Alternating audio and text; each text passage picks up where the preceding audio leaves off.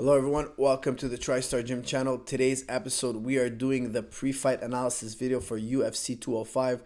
Thank you all for sending me in your comments and questions and helping me out to do this pre-fight analysis video. UFC 205 is probably one of the most anticipated cards in the UFC history, so I'm really looking forward to answering your questions and hearing your comments on this card. Before we get started, I first want to thank Reebok for supporting this channel and TimTam.tech. TimTam.tech makes the best handheld massagers on the market today, the most powerful handheld massager. It's like having a physiotherapist in your back pocket. Okay, I don't go to physiotherapy. I train 6 days a week, twice a day, all day long. And whenever I have a tweak or a muscle ache or whatever, I use the TT. I do my mobility exercises and the pain is just gone. Okay, so if you have any neck pain, soreness, I know a lot of you guys out there train. A lot of you guys out there are doing Muay Thai, Jiu-Jitsu, wrestling, CrossFit, hockey, soccer, whatever it is. Pick up one of these machines. This is one of the most unbelievable devices there is out there. It will keep your body limber and loose and keep you healthy and on the field. Okay, so let's get to the first question. The first question here on the card was from, let me look it up here. Here it is, Mr. AB1694. So AB1694 asks, hey Faraz, I'm a big Khabib fan. How do you, as an expert, analyze Khabib's game, especially other aspects of his games beside his wrestling? And what do you think? What do you think Michael Johnson's strategy will be against Khabib? Will he try to knock Khabib out? And if so, how will he be able to utilize his boxing without being taken down? Well, I've trained with Johnson. You know, I've trained with Michael Johnson. I think he's come to TriStar, I think twice on 2 occasions. He's very fast. His thing is he's fast. When he was in the gym, he was with us for at least 2 months. I would say he was with us for about 2 months. And when he was in the gym, my nickname for him was the Black Lightning. I used to call him Black Lightning. I never called him the Menace. I never called him by his original nickname. It was always Black Lightning. Why? Because he was so fast. He really has a good speed. He really has an incredible speed. He's very light on his feet. So I don't think he's gonna try to take Khabib down. He's a wrestler. You know, Michael Johnson's wrestled in his career, but he doesn't wrestle when he does MMA. It's not his thing. He wants to utilize his speed. He wants to find an angle and he wants to hit you on the chin. He's not the kind of guy who's gonna attack the body overly aggressively. He's not the type of guy who's gonna throw all sorts of spinning attacks and kicks. He's really about being fast and getting to the chin. Really about being fast and getting to the chin. So he really has one style. He's not going to try to do something different than that.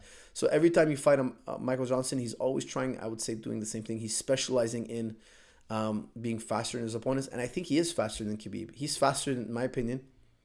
He's faster probably than every single person in the 155 division. Now, when you got that speed advantage, you got to use it. And not only does he have speed with his hands, he has speed with his feet. He's going to be moving laterally, of course, to avoid the takedowns. I think he's going to be doing exactly what he did against Poirier, except he's going to have to be worried about the takedown at all times. Because one thing you don't want is for Khabib to be on top of you. You know, I've never wrestled Khabib. I've wrestled Michael Johnson. I've wrestled, you know, probably half the guys in UFC almost. But Khabib, even though I've never locked horns with him, I've never got to wrestle him yet. I hope to wrestle him one day. He's a monster wrestler. I could just tell by his fights. Obviously, we can all tell by his fights. I mean, if you take down the RDA and hold him down and control him the way he did, your grappling is just phenomenal. So if he gets his hands on Michael Johnson, it wouldn't surprise me if he gets the takedown over and over again. It wouldn't surprise me if he took down anybody in the UFC, even the welterweights. I wouldn't be surprised if Khabib can take down welterweights. So with that said, what's Michael Johnson going to do? He's going to have to be, you know, dancing all night long. He has to make sure he's out of the range of that double leg. He's out of the range of that body lock. Because not only is Khabib really excellent at taking the legs, grabbing a double leg, a single leg to the double leg, he also has phenomenal upper body throws. We all saw him hit an Haragoshi on RDA. You know, if you guys remember in round number 1, he caught RDA with an underhook and he did a beautiful Haragoshi. Don't forget, Khabib's father is international champion. I believe he's a Russian international champion. He's in the world class judoka level. Khabib's father. Khabib's been doing judo since he's a kid. Of course, he's been doing freestyle wrestling, a lot of leg attacks. For those of you who don't know, in judo you don't grab the legs. You know, now it's illegal to grab the legs. 10 years ago it was legal. You can do a few leg takedowns. Now it's completely illegal. Judo, they don't grab the legs. They're known for their trips. In freestyle wrestling, we're known for grabbing the legs. That's the style of wrestling I grew up with, grabbing the legs, grabbing the legs. And Khabib is good at both. So will this fight get to the ground? Probably, probably. So Michael Johnson wants to avoid that at all costs. He needs to tap dance all night. He needs to be quick on his feet, and he has to try to land those precise shots down the middle and be quick with his punches like he is. He's very quick. So I look forward to seeing that fight. People are asking me who I'm picking between Khabib and Michael Johnson. I'm picking Khabib because he has more tools. He's a very good striker, but his wrestling takedowns are just too ferocious. He has amazing judo and freestyle wrestling, something you don't see often, and of course his grappling is phenomenal. So it's gonna be a tough fight for Michael Johnson. Michael Johnson, if he wins, he can win, but he has to be perfect. If he makes any mistake, he'll end up on the ground. Okay, this one's from Eladore. He says here he's got a lot of questions. First question is McGregor versus Eddie. Do you see Conor going hard to the body using kicks in the first round, similar to what he did against Mendes? When he fought Mendes, he did something I really liked. He was hitting Mendes with that teep, the push kick. And he was hitting Mendes from a real far distance. I really love that kick. I think it hurt Mendes. I think it had a lot to do why Mendes went down, because those body kicks added up. Round number 1, he landed those body kicks early. Round number 2, after he got up off the ground, he started landing them immediately. I think it was Money in the Bank that he scored in round number 1. Those pokes were really powerful. If you remember, he did that also against Nate Diaz. Round number 4, he started poking Nate Diaz to the body. He did it once or twice, and you saw Nate visibly be hurt. You know, Nate just pulled his elbow in tight, covered his liver, took a few steps back after that poke, that teep, that front kick to the body. And McGregor's very accurate with it. He doesn't wind it up, but he pokes it right to the liver. And if you've ever been poked to the liver like that, it hurts. It slows you down. It weakens you. It makes your strength go down for a bit. So I really like that kick, but not early on against Eddie Alvarez. And I'll tell you why.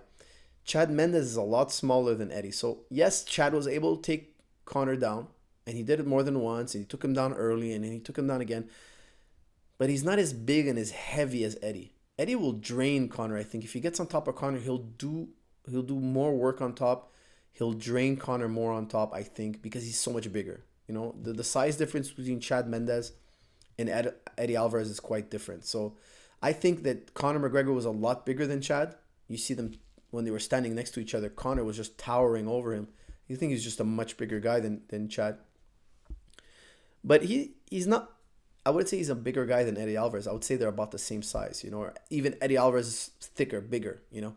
So I don't think it's going to be the same thing. It makes a difference. Size makes a difference. I mean, I wrestle all the time with black belts, and the lighter black belts are just easier to get off than the bigger black belts. It's just the way it is. You know, when you have that extra weight, that extra size, it goes a long way, especially in a 5-round fight. So will McGregor poke him to the body? I think so, but only in the later rounds. And why I say that is because when you poke to the body, you're more susceptible to the double leg, and Eddie Alvarez has a great double leg. So if he goes to the poke early on, I think his foot will get caught up. I think his leg will get caught up.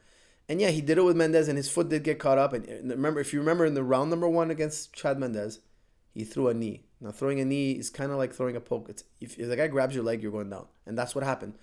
McGregor was down in the first few seconds of the Chad Mendes fight. But no big deal. Chad Mendes is not that big. He's not as heavy. Even though he did a great job, Chad did a great job controlling Conor and this and that. And it was a very tight round, but still, nonetheless. And Eddie Alvarez is just too thick, too big. Don't give him the foot, you know. Early on, it could be a disaster for Conor. I think Conor's going to play it smart. He's going to get forward. He's going to go forward in the octagon. He doesn't want his back up against the fence. And he's going to try to counter Eddie with his left hand. So whatever Eddie throws, if Eddie throws a kick or a punch or a hook or an uppercut, McGregor is going to counter him with that left. Just like he did to Aldo, just like he did to Nate Diaz. If you remember the second Nate Diaz fight, anything Nate Diaz threw, the answer was a counter left. And you can counter almost any strike with your left hand. So if you're a southpaw, you can counter almost any strike. I think he's going to focus on that. He knows that his left hand is the moneymaker. He knows that his left hand is the death touch. He knows that that's his ticket to victory. He doesn't need too many. If he catches Eddie Alvarez on the chin, it's a done deal. But he can land 20 of those pokes. It'll slow Eddie down, but it won't end the match. Okay, so I think Conor's always had success finishing fights early. What does he finish him with? It's always that left hand. That's what he's going to go for. This is a huge fight for him. He's not going to play around. He's going to counter with the left. So look for that. If Eddie shoots, look for Conor to counter with the left. If Eddie throws a jab, look for Conor to counter with the left. If Eddie blinks, look for Conor to throw the left. He's going to throw the left early on. He's not going to kick. He's going to kick later on if the rounds go on. Okay, so next question you had here, and you were the most upvoted comment on a questioner on Reddit. So I'm going to keep going here. Wonderboy versus Woodley. Other than the heavy overhand right, Wonderboy's hand. Here is saying other than the heavy overhand right KO to counter Wonderboy's hand down entries. We all know Wonderboy puts his hands down when he fights, and you're asking here other than the overhand right and a round one takedown to ground and pound, Wonderboy gets comfortable with his takedown defense. Do you see Woodley winning in any other way? So what you're saying here is other than Woodley's overhand right and his takedown to ground and pound, can he win in a third way? Is there any other way for Woodley to win other than taking Wonderboy down early or throwing that big overhand right? We all know he has. He hurt Koscheck with it, even though it wasn't an overhand right. He has a powerful right. He hit Condit with that overhand right several times, hurt him bad. And of course, he knocked out Robbie Lawler with it. So I agree with you. He has that explosive right hand. So there's a possibility he lands it on Wonderboy. I see your point. Is there any other way than the overhand right and the takedown? Yes, I would say yes. A third way I could see Woodley winning is if he puts Wonderboy up against the fence and grinds it out. Now, I'm picking Wonderboy to win this fight. A lot of you might know that I've trained Wonderboy in the past. We're quite close. We know each other very well, and he's a friend of mine. But even if he wasn't a friend of mine, I would pick Wonderboy to win, and I'll tell you why. I think his striking is too exact, and he won't get hit with that right hand. Now, he could get hit with that right hand. Don't get me wrong. I'm not saying it's zero impossible. I'm just saying he's seen many of those right hands before, fast right hands, explosive right hands. He's seen the size of Woodley before. He's seen the speed of Woodley before. So I think he'll avoid that right hand. The only other way I could see him winning is single leg to double leg takedowns, of course, like you mentioned. But also, he could maybe put Wonderboy up against the fence and hold him there for a bit and kind of drain his energy. It's not an easy win, but it's another possibility. Like a Randy Couture type deal. I think that's a smart suggestion. Why? Because I mean, Woodley's been grinding his whole life. He's a wrestler. You know, he can squeeze and grind all day long. But Wonderboy is always going to do best in that open range, that karate range, where he's been training his entire life. So I would see that a clinch game could go Woodley's way. But I don't see it that way. I honestly, I'm picking Wonderboy for that fight. I think we got a good blueprint of what Wonderboy can do when he fought Hendricks. I know Hendricks had lost a lot of weight, and maybe it wasn't the best version of Hendricks. I think Woodley's going to perform better than Hendricks did because he's going to be on point in his fitness, etc. But I still see it going Wonderboy's way. I think he might get taken down once or twice, but he's got 5 rounds to connect, and I think eventually he will, and he'll run away with the fight. Now, again, I have a world of respect for Woodley. I love the guy. I think he's a great human being. I think he's a great fighter. I'm not saying he has no chance. He does have a great chance, of course, but I just think it's Wonderboy's time. I think he has the tools. I think everything's aligning for him. This is the right match, and this is the fight for him, and he's going to win this fight. Okay, next question. Joanna versus Karolina. Everyone seems to be overlooking Karolina, but looking at her past fights, she's always been a tank in the clinch with both relentless strikes and an iron chin. Do you think that she'll pose a big problem to Joanna? Karolina's very tough. I've only seen a few of her fights. I think she's very tough. She's very game. She seems like she has very good cardio. She never slows down. She presses she's a high volume fighter, and Joanna seems to me like a very good counter fighter. So I'm really looking forward to see what a aggressive Karolina style is how it's gonna match up with Joanna's counter style. And usually when you have a high paced fighter like Karolina and she fights a very precise counter striker like Joanna, I'm always preferring the counter striker. And that's why I'm going to go with Joanna on this one. I think her Muay Thai is a little bit tighter, a little bit more sharp. I expect this fight to be mostly standing up, and I expect this fight to go all 5 rounds. Now, of course, most women's fights go at this weight, usually go, in the later rounds. But I'm expecting this one to be very competitive for the entire 5 rounds because I really believe Karolina has a really good chin, and she's going to be able to take whatever Joanna gives her. But again, Joanna's not going to slow down. I think she's going to keep up with the pace, and she'll be able to bring in the victory. But this is a fight I think is going to be one of the most competitive fights on the card. This is not going to be an easy fight for either one of them. I think it's going to come down to the wire. This is a very, very tough fight. Okay, so next one here, we have I'm Hungry 4444.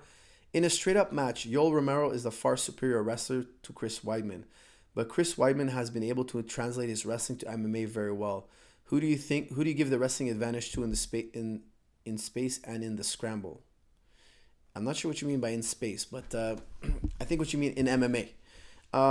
You're right. Yoel Romero on paper is a better wrestler than Chris Weidman. He's a more accomplished wrestler, etc. But I'm picking Chris Weidman to out wrestle Yoel. Now I'm expecting Yoel to take down Chris Weidman as well. Don't get me wrong. Yoel can take down anybody. Anybody in his division absolutely will see the mat if they're fighting Yoel. He's a phenomenal takedown artist, no question about it. But I prefer the wrestling style of Chris Weidman. Now I'll explain what I mean by that. One, Chris Weidman has more experience in MMA in takedown wrestling. Like, at the highest level, I mean, he's taken down everybody. Okay, so his wrestling is up to par with anyone as well. But his scrambling style is superior, and I'll tell you why. The American style of wrestling, the collegiate and the folk style, or whatever you call it, I've personally never wrestled that style, but I've seen it. And I don't understand all the rules, but I love the fact that they're able to roll on their back and do all that funk style wrestling. I love it. And I grew up in freestyle wrestling where you're not allowed to roll on your back. Okay, so, but of course when I did jiu-jitsu, you can roll on your back. So if you see my style of wrestling, it's very similar to what Chris Weidman grew up in and all the American wrestlers grew up in. If you guys have seen my How to Defend Against a Wrestler videos, I'm often rolling on my back. When guys shoot on my legs, I'm constantly rolling and diving for leg locks and turning my holds into leg locks. Now, Chris Weidman's come from a similar background where you can do those kind of things. And if you look at the American style of wrestling, it looks a lot like jiu-jitsu. A lot of the techniques are techniques we use in jiu-jitsu. So because Yoel Romero comes from a freestyle wrestling background where you cannot expose your back to the mat in any way, even bringing your shoulders close to the mat can cost you points. So because of that, I think Chris Weidman's going to have an edge in the scrambles because he's going to be more open to doing different moves that Yoel has never seen and doesn't have in his arsenal. So I expect Chris Weidman to win this fight. This is a tough fight because it's 3 rounds. If this was a 5-round fight, I would pick Chris Weidman right away. But I'll tell you one reason why I think this fight is also going to be tough. The last time Chris Weidman was in the octagon, he had lost a lot of weight before the fight. And of course, we had the new rules of the no IV bags, etc. So he was probably worried about that, etc. I saw him the night before his fight. So the night before he fought Luke Rockhold, his weight was really down low. I think he was about like 2-3 pounds away from the actual weight he had to be in at 185. So I think that it cost him some energy in round number 3. If I remember correctly, it was round number 3 or round number 2? Round number 3. You know, he had a dip in energy. I'm hoping he comes in fitter than ever. You know, I hope that the weight cut doesn't interfere. I think the weight cut in his Luke Rockhold fight was a major issue. If you guys remember the Luke Rockhold fight, round number 1, Chris was looking amazing. He was all over Luke, and he was crushing Luke, and it was a great, great fight. And of course, Luke rebounded, etc. But I just didn't like that weight cut. The look of the weight cut on Chris didn't fit well. I think the Yoel Romero weight cut should be even harder. I think Yoel Romero is bigger than Chris, so the weight cut might play an issue. I hope Chris has got the weight cut down. I hope he's going to do it the old-fashioned way, the way he used to do it, and we see the same old Chris Weidman, and I think he'll win. I think he'll win round 1, 2, 3. I think he'll win them all. I think he's the better fighter. I think he's the better striker. Yoel is just super explosive and athletic. You know, he's got great wrestling, but his forte is his incredible athleticism. I'm really impressed with his athleticism. I think he's one of the best athletes to ever walk into the octagon. That's how high I hold him up as an athlete. But I think Chris can handle it, and Chris is a phenomenal athlete himself. Plus, I believe he's a better striker. So I'm going to go with Chris on this one. I think Chris is going to pull it out. Next one here. This is the What Is Where. What's up, huge fan? Thanks for your work. Very much enjoy these videos. My question is, what do you think is the most competitive fight on this card and why? I would say the most competitive fight on this card would have to be the main event. Eddie Alvarez versus Conor McGregor, I think is the hardest fight to call, and I'll tell you why. Conor McGregor, he has that left hand, that death touch. You know, I like to call it the death touch. I think that's what it is. You know, that one-shot knockout power, precision, you just can never count it out. You never know when that's going to strike. And so he could be losing the entire fight and then land that left hand. Now, there's a lot of things to notice about that left hand of Conor.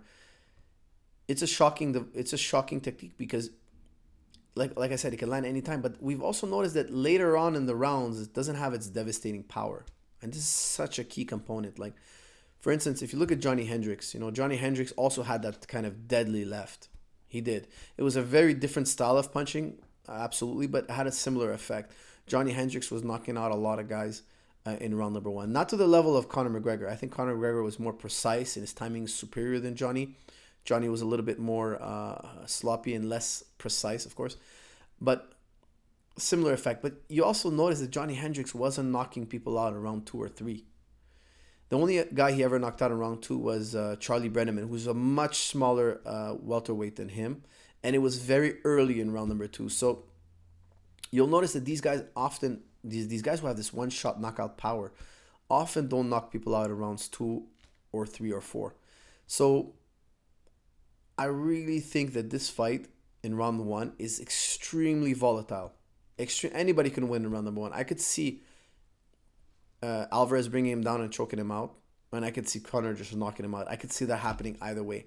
But the thing is, now Eddie Alvarez is going in this fight knowing about the death touch. Like, for instance, when Jose Aldo went in, yeah, he knew about the death touch, but he didn't believe in it as much as everybody on Conor McGregor's side did.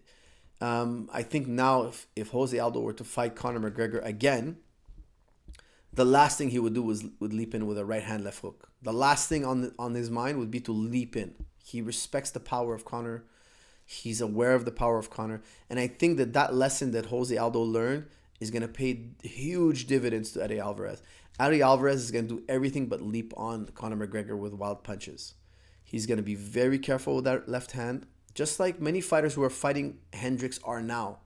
Once the cat's out of the bag, once you know about that power, now you start to realize that, hey, I need to do 2 things. I need to avoid the left hand at all costs, and I need to take this guy in the later rounds. So you have a better compass going into the fight. Whereas Jose Aldo was probably, in his mind thinking, look, I'm going to jump on this guy. I'm going to destroy him in round number 1. I'm going to humiliate him. That's the worst thing to do. That's the worst game plan you can have against a powerful, precise southpaw who's a counterpuncher. And McGregor is a counterpuncher, absolutely. He's a fantastic counterpuncher. The last thing you want to do against a counterpuncher is dive on him. That's the last thing. What's a counterpuncher trained to do? He's trained to counter you over and over again. If you give him the slightest telegraph, he's going to counter you. So what's Eddie Alvarez going to do? He's going to be smart. He's going to be careful. He's going to be calculated. He's going to try to get into the legs. He's going to try to take it to the later rounds where he knows his chin is just as good as Nate Diaz's chin. And yes, Nate Diaz lost against Conor recently, but it was a very close fight.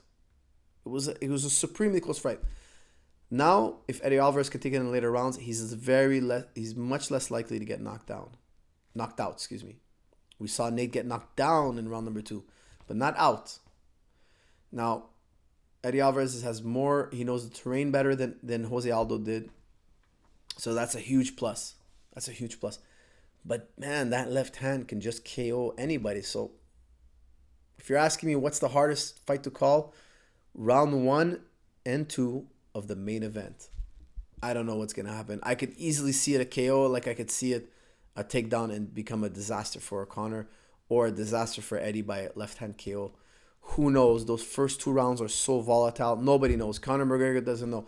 Eddie Alvarez doesn't know. We, the fans, don't know. That's why we're tuning in and we want to watch. We want to see what's going to happen. Now, we just to point out, we're doing a Mystic Reebok challenge for Eddie Alvarez versus Conor McGregor. And I can tell you, the two most predictions that we're getting for the Mystic Reebok prediction is Conor by KO and Eddie Alvarez by submission. Conor by KO, Eddie Alvarez by submission. Now, I think 1 or 2 people are picking Conor McGregor by decision. Now, a bunch of people are also picking Eddie by decision, but the consensus is from everyone is that Eddie's going to finish him or Conor's going to finish him. This thing ain't going to the judges, okay?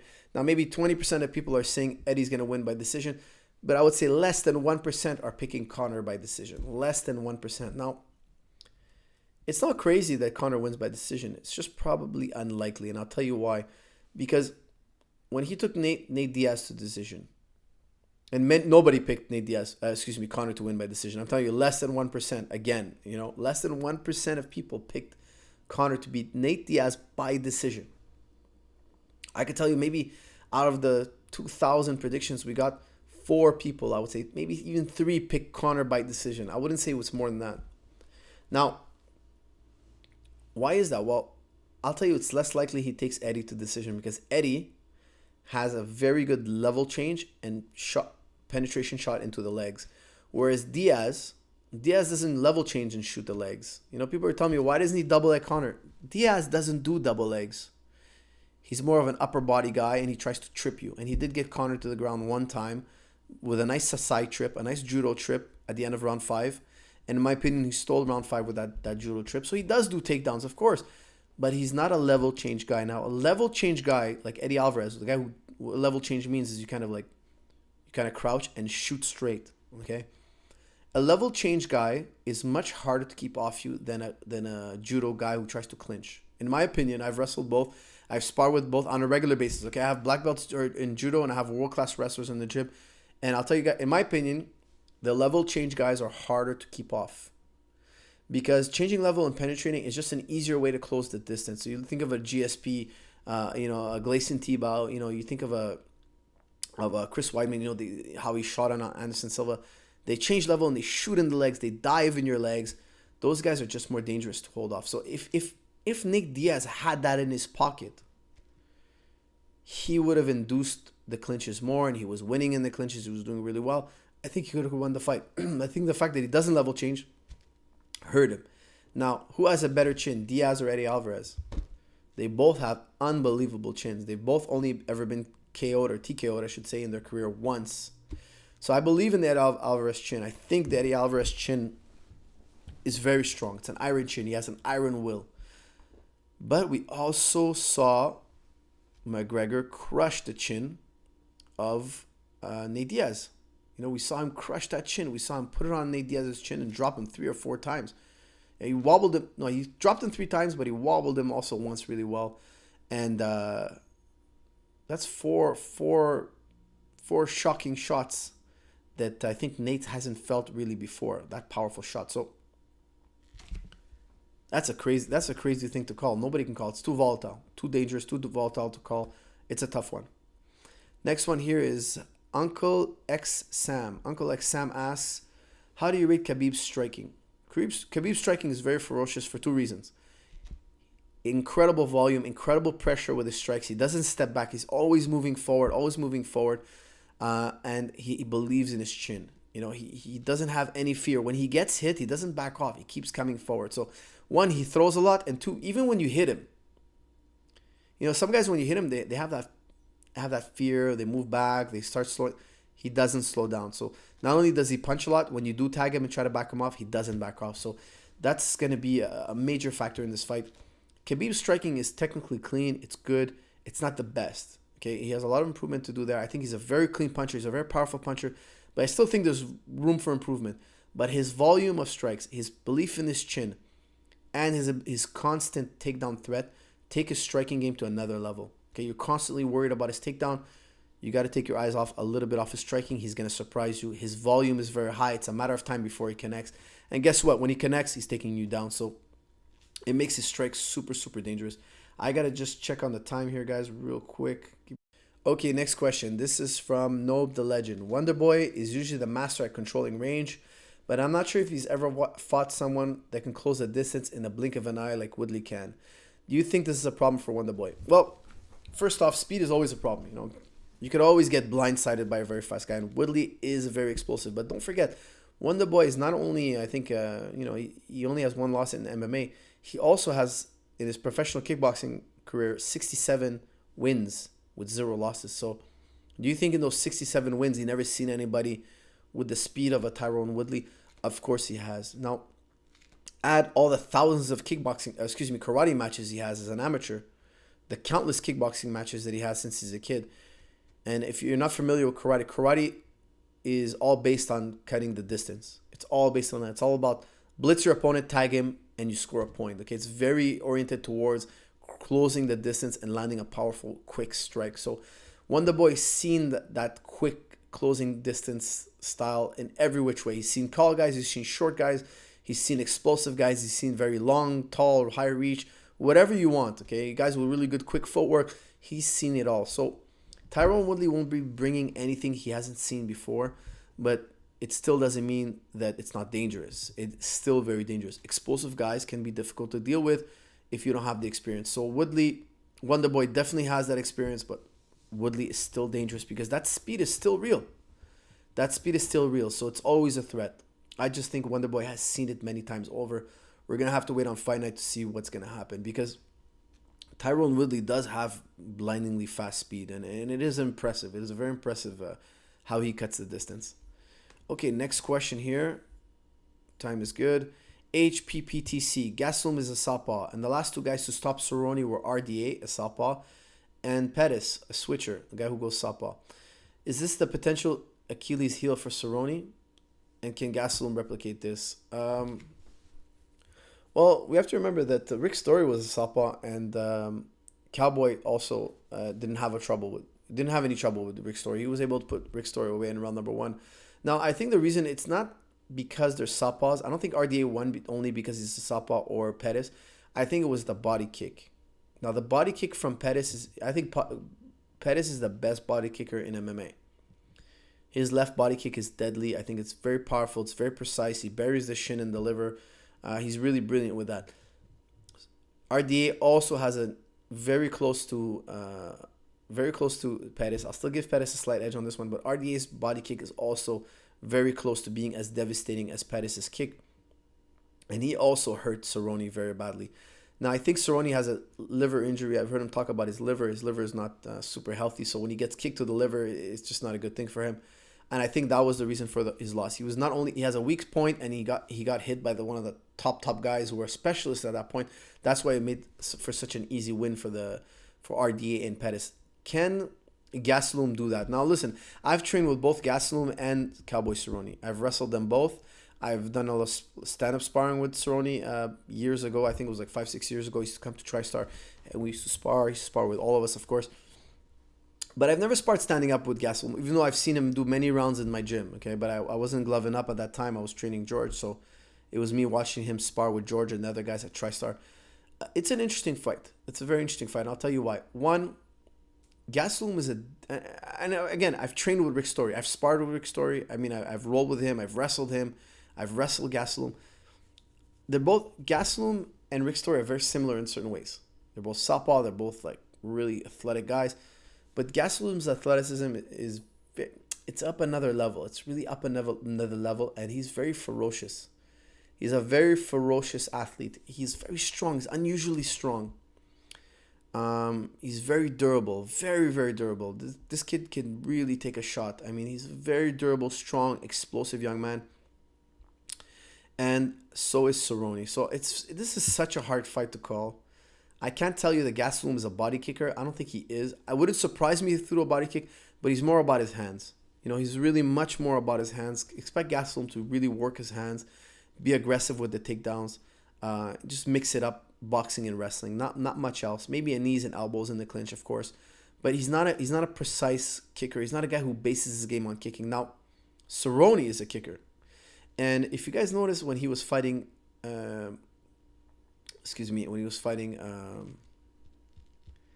Rick Story, of course, Rick Story. He was poking to the body. He was kicking to the body. His kicks were on point. He's a dangerous body kicker. So I could see him hurting Gastelum to the body, not the other way around. So you're thinking, is Gastelum going to hurt Cowboy to the body? I don't think so. I don't think he's a body kick guy. He might throw body punches, but not body kicks so much, you know. Maybe one here and there. But I can see Cowboy hurting Gastelum to the body. This is a really interesting fight. Super hard for me to call. I've trained with both guys. I can tell you guys, this is a hard fight to call. You know, both these guys are killers.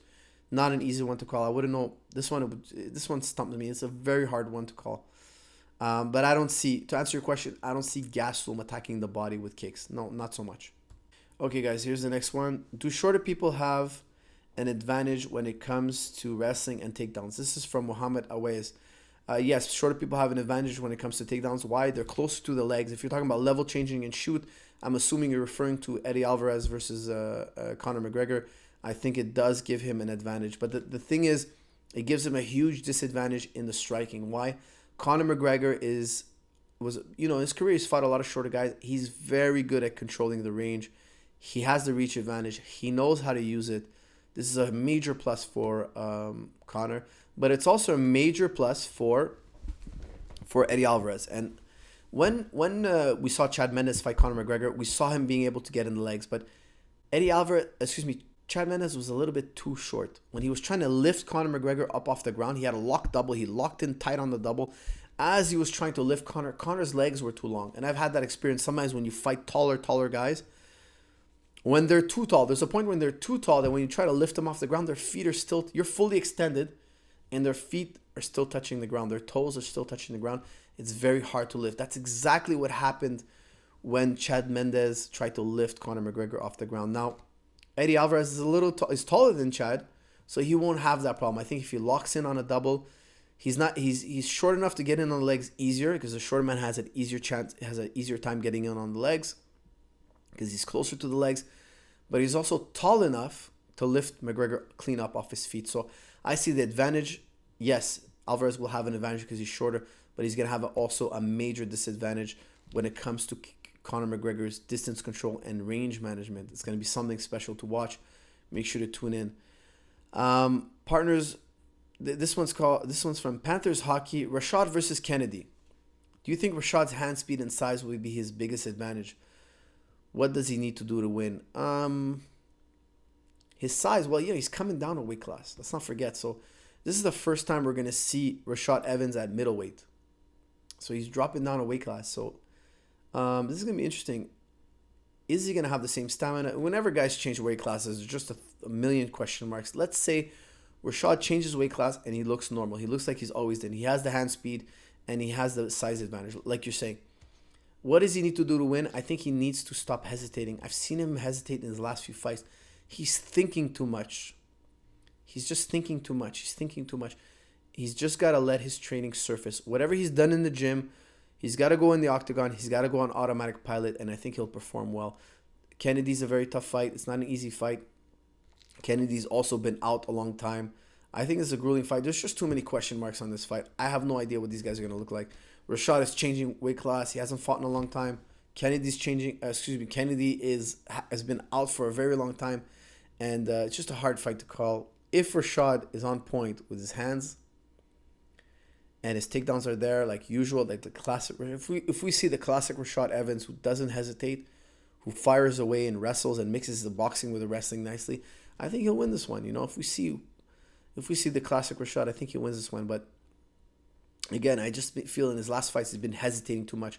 I don't know what it is. I think he's overthinking it. He's just got to get in there and let the fight flow and get into the beat of the fight.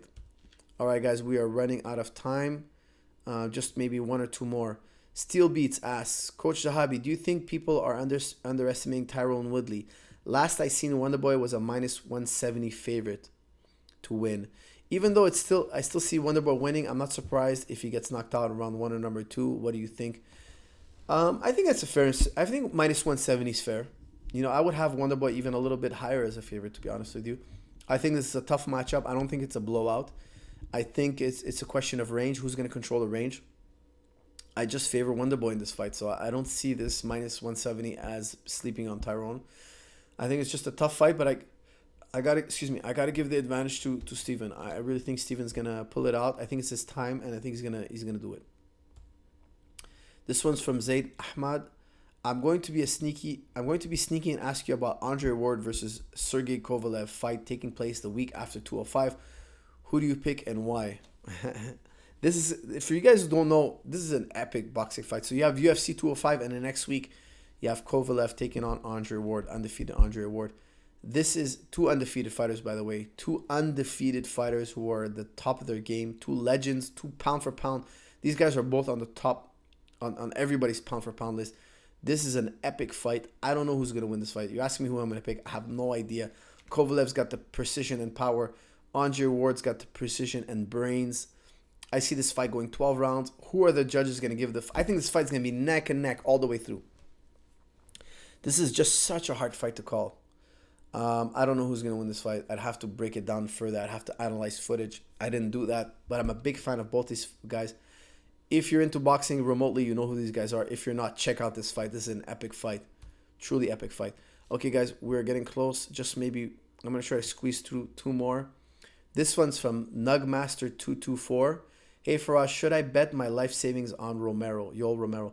No, don't. I think he's going to lose. If he wins, he's going to pull out 1 and 2 by a hair. By a hair. Do not bet your life savings on this fight. A knockout could always happen. They both have the power to do it. Okay, it's 2 very powerful dudes. But don't bet your life savings on Yoel Romero. I'm expecting him to lose. I'm picking Chris Weidman. But I'll tell you one thing. If Yoel Romero does win, I think he's going to win by a hair. And I don't see him doing it. But if he does, it's going to be by a hair. So don't bet your life savings. This is a very, very hard fight to call. Last one, guys. This is it. Last one. Adam Francis. Alvarez is almost bigger than his opponent on fight day. And Conor, as far as I know, doesn't drift off weight limit too much. What effect does he have on cardio, speed, explosiveness, etc.? Well, a lot of people were saying because Conor fought Nate Diaz at 170 the first time, he let himself go, and that's why he ran out of gas. I don't believe so. I think it was more of a question of he just wasted all his energy in round 1. If you remember that fight, he was throwing everything he had in the, spinning kicks, everything with full power. And then when he got tired, he kind of panicked. It's normal to get tired in a fight. You have 3 more rounds coming up. Weather the storm. Relax, chill, let the guy win a round, come back, recharge. It was a question of maturity, in my opinion. Recharge and come back and take those last 2 rounds and crush the guy in the last, maybe. It was a question of composure and mental composure, and also probably cardio. He's never done 5 hard rounds like this in a real fight. So it was a mix of both, but I think why he went from 100 to 0 was really mental. He panicked. The cardio was a problem, but then because his cardio ran out, he panicked and just took him the rest of the way. It created a downward spiral. Okay, so I don't think it had that much to do with weight. Now, of course, drifting too high up in weight it could slow you down for sure. You have too much size on you. It's not efficient. But I don't think that's the issue. I think if he gets into a dogfight with Eddie Alvarez, he has to stay calm. And he has to accept that maybe he'll lose a round here or there, like he did in his rematch with Nate Diaz. He accepted he lost a round. He lost round number 3, didn't panic, came back, won round number 4, which was a very close round, but I had to give it to Conor by a hair. He lost round number 5. He won 3 out of the 5 rounds. He didn't panic after round 3. Coach Kavanaugh calmed him down. He recomposed himself, says, we're ready for this. He was just less calm. He got the same cardio. His cardio dipped. Yes, it did. In both fights. He has that kind of style where you have to explode all the time. But then, in the rematch, he didn't panic. He relaxed. He accepted that he lost 1 round. He rallied to win round number 4, and he played round number 4 quite smart. He did do some running. He did get some breathers that some people didn't like, but he kept busy and he landed the better strikes, I think, in round number 4. Even though it was very close, I think I gave him the better strikes to Conor, so I gave him that round, and that won him the fight. By not panicking and recomposing himself, he won the fight. Okay, guys, one last one. I know I said that was the last one, but I'm going to give you one bonus question. This one's from Sil Jolie. Mr. Zahabi, I have to thank you, first of all, for making these videos. I look forward to them, and especially for this card. Thank you, Sil Jolie. My question is, how important do you think the mental warfare is leading up to the fight? Conor seems to have the edge. You're saying here and that Eddie is losing the verbal exchanges. I don't think so. I think Eddie has not lost a single verbal exchange. Every time Conor comes at him with an insult, Eddie's right there. So I wouldn't agree with you that Conor's been getting the better of the verbal exchange with Eddie Alvarez. I think he's been getting the better of the verbal exchange up until the Diaz fight. Diaz, he did ridicule Diaz. I think he outwitted Diaz a few times. Not so much in the second fight because he had lost, so he had to eat some of his words. But the first fight, yes, and he lost that fight. So, look, he won the verbal exchange with Diaz the first time. He loses the fight. The second fight, he loses the verbal exchange, in my opinion, or it was even. Let's just say it was even. He couldn't make fun of Nate as bad because he had lost. And he won that fight. So I don't give too much credence to it. But with Alvarez, I think he's losing. Alvarez was taunting him, saying, look at that little boy belt. Look at that little boy belt. I think Alvarez did a good job of not getting bullied. And Alvarez is from Philadelphia, guys. Come on, if you've ever been in Philadelphia, everybody there is tough. And if you get bullied, the whole world will bully you. Eddie Alvarez will not tolerate any bullying before, during, or after the fight. He's going to be neck and neck with the bullying at all times. He's going to be in McGregor's face. He's going to be returning every insult McGregor has. And trust me, from Philadelphia, they're as tough as anybody in the world. Expect Eddie Alvarez to not be intimidated mentally, and I think same thing for Conor. You know, they're both mentally as strong. I think we're gonna have a stalemate there. I think the fight is gonna come down to skill and durability, skill and durability. The mind warfare is even, in my opinion. All right, guys, I hope you enjoyed this video. Please like, share, and comment, and I will see you all in the next episode. Thank you.